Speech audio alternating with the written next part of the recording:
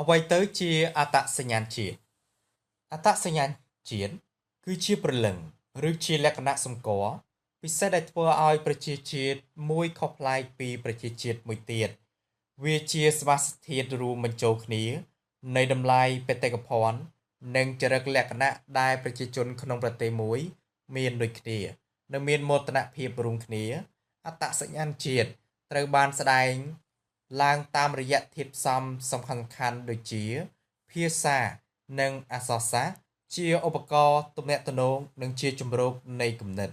វប្បធម៌និងប្រពៃណីរួមមានសម្លៀកបំពាក់ដូចជាអាវប៉ាក់ហូលផាមួងរបាំភ្លេងទម្លាប់រស់នៅនិងពិធីបុណ្យជាតិផ្សេងៗសាសនាគឺជាជំនឿនិងសីលធម៌ដែលចាក់ឫសក្នុងសង្គមដូចជាព្រះពុទ្ធសាសនាជាសាសនារបស់រដ្ឋប្រវត្តិសាស្ត្រគឺជាការចងចាំរួមគ្នាអំពីភាពរុងរឿងនិងការលំបាកកន្លងមកទឹកដីនិងអធិបតេយ្យភាពមានព្រំដែនច្បាស់លាស់និងឯករាជ្យភាពនិមិត្តរូបជាតិគឺទង់ជាតិនិងភ្លេងជាតិព្រះសង្ហានិងបាវវចនជាតិគឺមានន័យថាជាតិសាសនាព្រះមហាក្សត្រ2ហេតុអ្វីបានជាបាត់បង់អត្តសញ្ញាណជាតិការបាត់បង់អត្តសញ្ញាណជាតិមិនមែនកាត់ឡើងដោយចៃដន្យឡើយប៉ុន្តែវាបណ្ដាលមកពីកត្តាសំខាន់ៗមួយចំនួនដូចជាការហូរចូលនៃវប្បធម៌បរទេសដែលគេហៅថា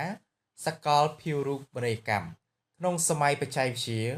ការទទួលយកវប្បធម៌បរទេសខ្លាំងពេកដោយគ្មានការត្រង់នាំឲ្យយុវជនភ្លេចតម្លៃវប្បធម៌ខ្លួនឯងឧទាហរណ៍ការនិយមប្រើភាសាបរទេសលាយឡំភាសាជាតិហួសហេតុ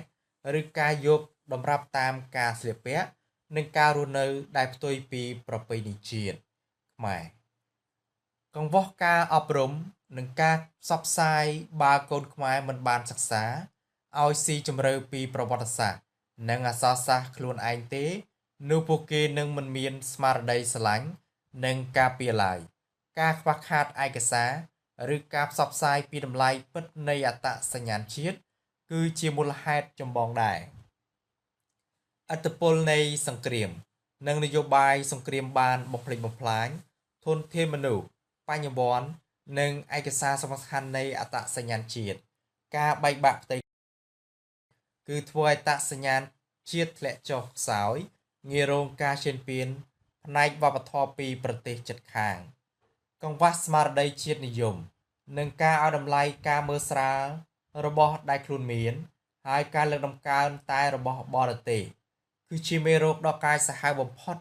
ដែលធ្វើឲ្យអត្តសញ្ញាណជាតិរលាយបាត់បង់បន្តិចម្ដង